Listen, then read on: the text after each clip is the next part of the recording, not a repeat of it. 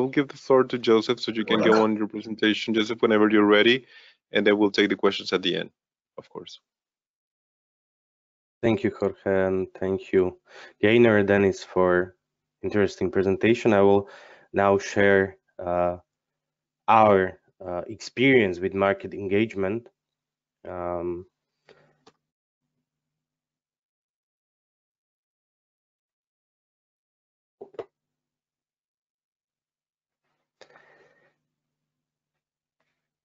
Okay, just give me a second.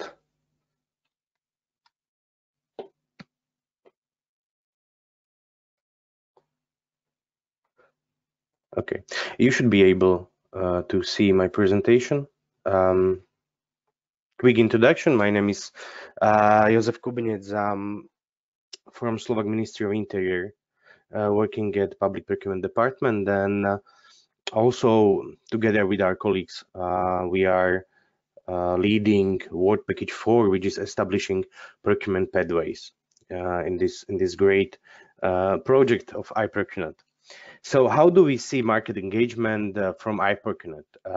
First of all, I would like to explain to you what are we doing, maybe in more details than it was said before, except that we are organizing these amazing webinars, very interesting ones. We are analyzing also public procurement in different member states, mostly in the security sector, and trying to come with the methodology how to establish joint procurement pathways, meaning what should be done when we are would like to do joint cross-border public procurement. We have the 7 steps that we follow in each cycle. There are 3 cycles. Right now we are in the 2nd cycle. So what do we do? First of all, we compare investment plans of our consortium members. And if we find there is a common need, then we identify these segments for possible joint cross-border public procurement. Meaning, for example, we find out that several institutions from the security sector are looking into procuring drones or anti-drones technology or ballistic vests. Then we consider this as a possible segment for joint cross-border public procurement. After that, we do the market sourcing, market analysis of each segment, and in that phase came the first market engagement with the market. We also do we conduct online survey about the situation in different member states when it comes to experience with the joint cross-border public procurements. We did the first survey, and now we did the second survey. We collect examples of joint cross-border public procurements, not only from the security sector, even though our project is in the security sector, but we collect examples also from other sectors. For example, as similar as Dennis presented, because we find that the experience and examples of good practices from other sectors can be generally applied also to the security sector. As the final step, joint procurement strategy for each segment is developed. So we are preparing methodology for, let's say, segment of drones. What should the established buyers group, so group consisting of several contracting authorities, do when conducting joint cross-border public procurement. So basically presenting them the methodology, the steps, what should they be aware of. And then based on exact procurement strategy, we are preparing general methodology how to conduct joint cross-border public procurement, which will be also generally available. So how do we engage with the market? I would go a little bit wider than Gainer presented and Dennis presented. I consider engagement with the market also in different ways, not only, let's say, in the form of preliminary market consultation or open market consultation, however you want to name it.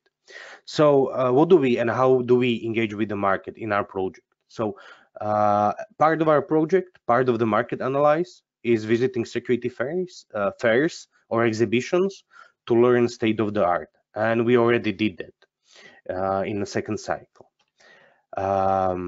We are conducting requests for information. So basically, when we identify possible suppliers on the market in a given segment, let's say in the segment of drones, we then have to collect the information. Collect the information about suppliers, collect information about the solution on the market to be able to compare these solutions.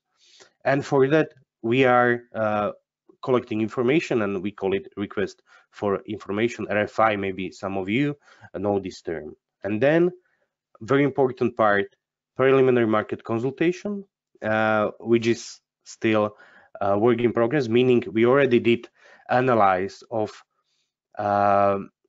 how different member states conduct preliminary market consultations, if they do or not, what are their experience.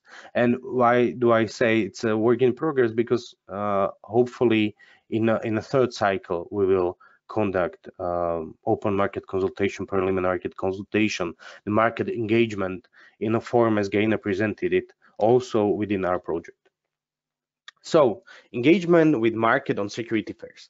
On market, on security fairs, there is a possibility not only you are engaging with the market, but market engaging with you. And why we are doing that? So because we would like to know, because our project is also focusing on innovation, what is waiting for us in the future. Suppliers who present solutions on the market I mean on a security fair are often presenting state-of-the-art technology, but engaging with them directly, we had also possibility to talk with them about how they see the innovation in the given segment. What do they think is important in the future? You know, so for example, we engage with the suppliers of ballistic vests, and we ask them, is there any innovation in this segment? Where do you see the innovation in 5-10 years and development in ballistic vests? So these kind of questions you can ask also in this kind of forums, in the security fairs. And also to learn more about existing solutions, because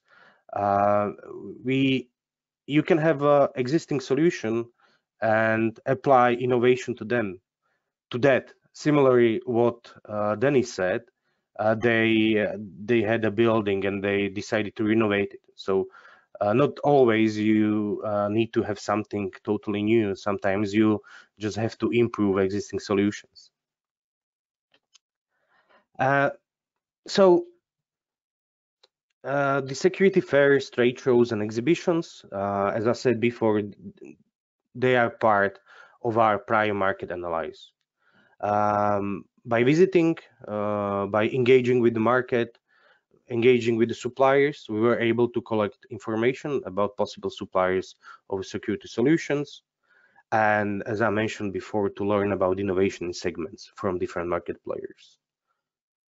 You know, just to give you another example, I was not sure what would be the innovation in a segment of metal detectors. You can imagine metal detectors as those when you are going through the security check on the airports. You know, you have these big metal gates, and if you have something metal on you, then it beeps.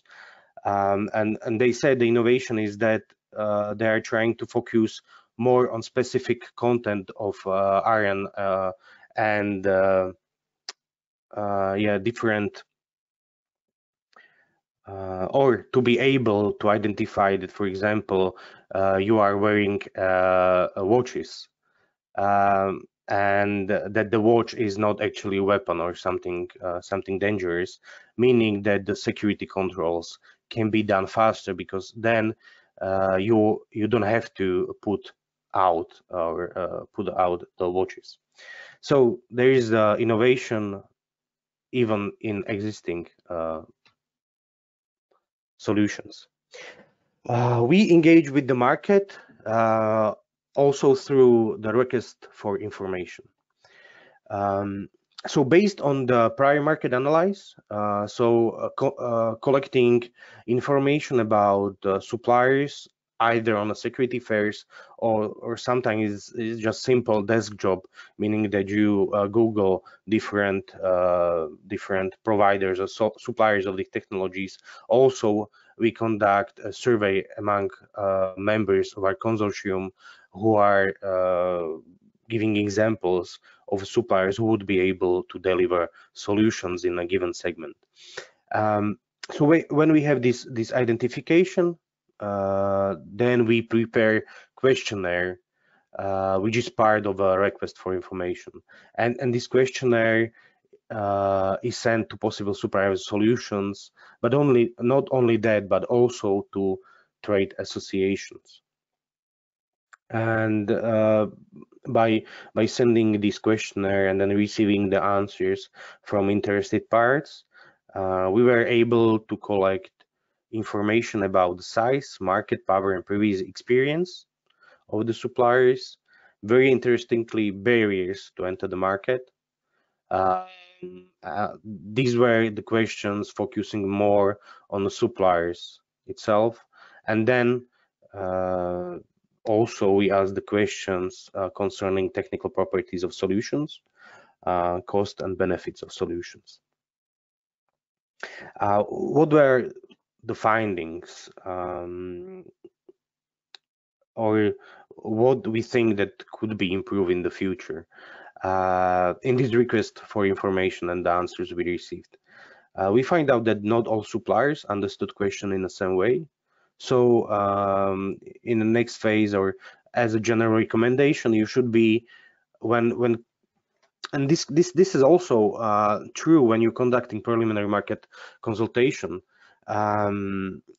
When you prepare questions that you would like to ask the market players and the market, and it's maybe a good idea to also other your colleagues who could look at the questions if they understand it in the same way.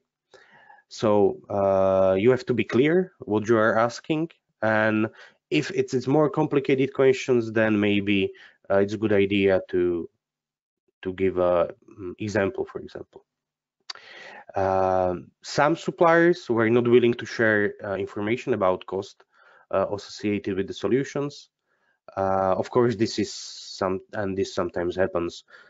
They can consider it as their knowledge and know-how. And also sharing of innovation was only in general terms.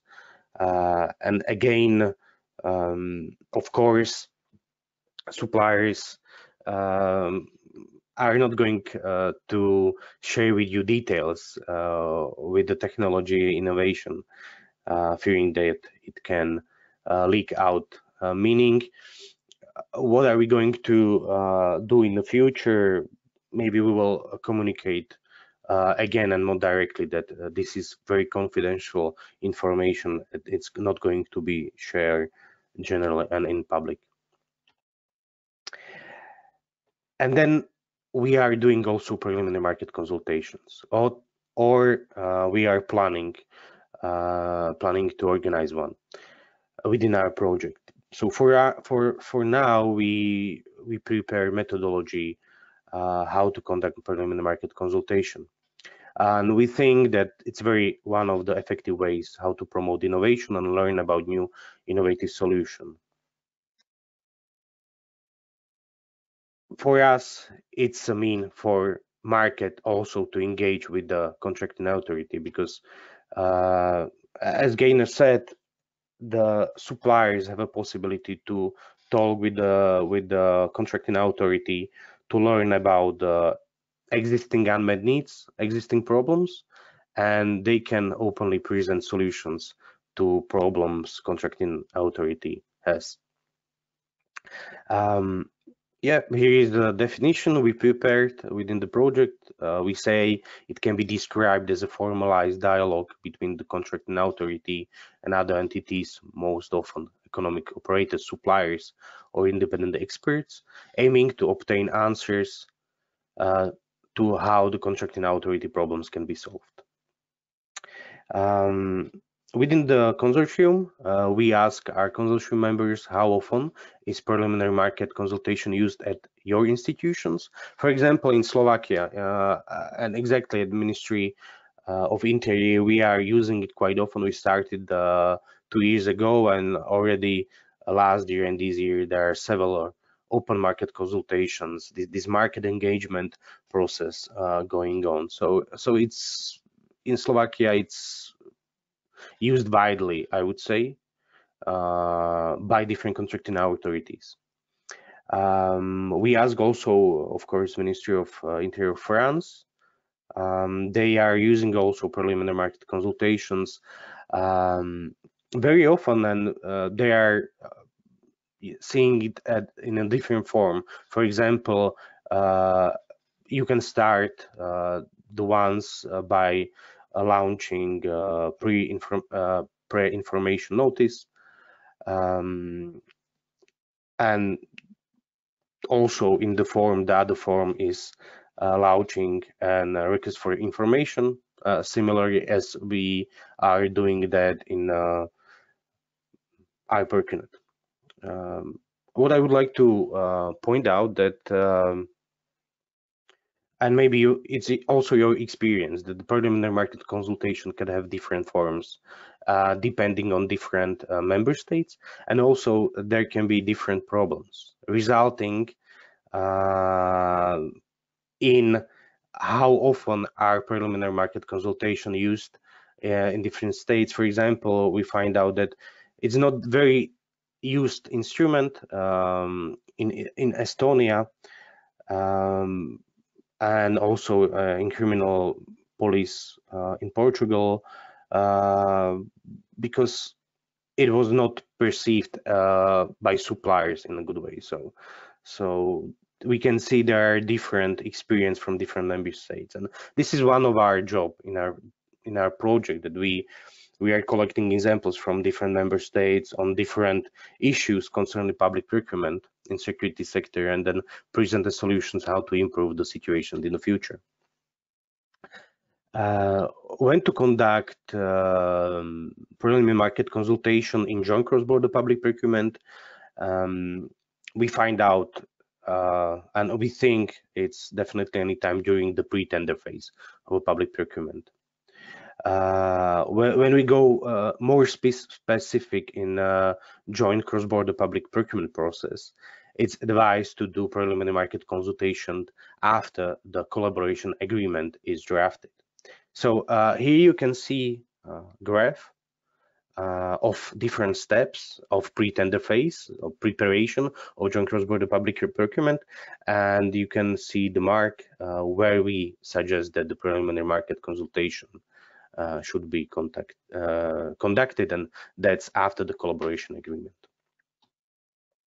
Why to organize preliminary market consultation? My colleagues, other speakers presented yes, different reasons why to conduct PMCs. Similarly, we find out that reasons to conduct preliminary market consultation is when the contracting authority doesn't know how it would be possible to ensure the realization of its unmet needs. So this is the term that comes up very often, the unmet need. Then if you want to identify suitable suppliers on the market, when you would like to obtain information about existing solutions, their prices, conditions of performance, and also very important to promote innovation in the market. We conducted online survey. We asked different projects dealing with innovation, being the pre-commercial procurement projects or procurement of innovation projects, how they see the preliminary market consultation. And this is example from one of the project, PPI for HPC, which was the project focusing on computers and high performance computing. And what they said is that it helped them for technical aspects in reviewing common and lot specific requirements, to improve definition and clarification of ambiguous requirements. Also, when it comes to joint cross-border public procurement, because it's joining together more contracting authorities from different member states, there can be some conflicts. For example, conflicts of law during the procurement procedure.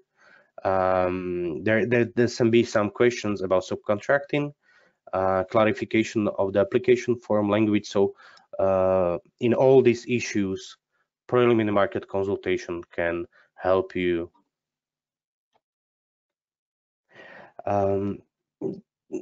I think it's important that the preliminary market consultation does not bring benefits only for contracting authorities, but it brings benefits for suppliers, and that's why I'm stressing out that suppliers should be willing to join the process of preliminary market consultation. And why? Because they can better understand the situation of contracting authority, its problems, and the need for innovation. Also, this is a legal way how they can influence the preparation of the tender, presenting their solutions to the problems. They get the opportunity to present innovation, ideas, thoughts, and very important, I think, it's saving over costs, meaning they can fast decide whether the supplier is interested in a given tender and whether it's not. There are several ways how to organize preliminary market consultations. What we find out, obviously, it's important to have webinars, workshop, and this can be online or physical on site. There can be questionnaires in a simpler, let's say, procurement procedures. And more interestingly, it's a possibility to present testing of samples, allowing end users to verify the suitability of the proposed solutions in the real life conditions. And also in our survey, some of the respondents propose also less conventional methods, for example, as a competition, hackathons, idea market. So you just need to be creative. What is very important, I think Gainer stressed that out in the first presentation, when organizing a preliminary market consultation, what should be always kept in mind is that the process must comply with the principles of equal treatment, non-discrimination, and transparency stated in a European directive on public procurement. Thank you very much for your attention. Gainer, if you wanted to add something to conclude. No, I just wanted to say thank you very much for everyone for joining, and thanks very much. I really enjoyed the presentations. Thank you very much, and thanks everyone. Please follow up the next webinars and follow up the iProcureNet project in general. Thank you very much. Have a nice day.